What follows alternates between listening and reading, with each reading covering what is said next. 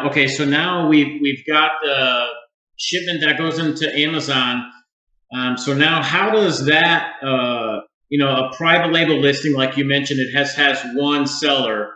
Now, a wholesale listing has multiple sellers. So how does that all work with? Let's say there's a product and there's 13 sellers. How does your product get sold?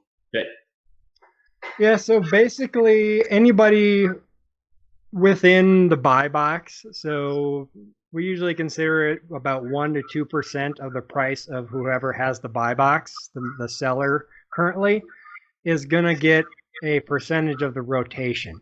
So if you're matched price and everything else is equal, like you have good seller feedback and you're selling prime, then you're going to get a mostly equal rotation into the buy box. So Amazon is pretty good about that at rotating people out, so everybody kind of gets a share of it.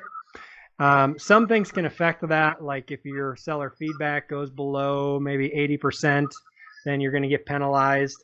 Or if you're not selling prime, then you just won't get any of the sales unless you're really low or way below the prime offers.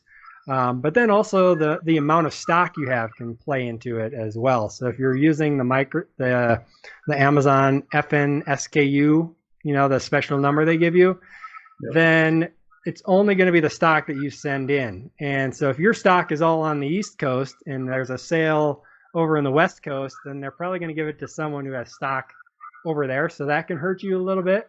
But for the most part, they just kind of rotate you into the buy box. that's interesting. So it sounds like as long as you fit the mold that they're looking for, they put you in the rotation and everybody sells the same amount, right? Yeah, unless you're competing direct against Amazon retail, then you'll probably just get zero. That was Amazon the doesn't main play by their own rules. So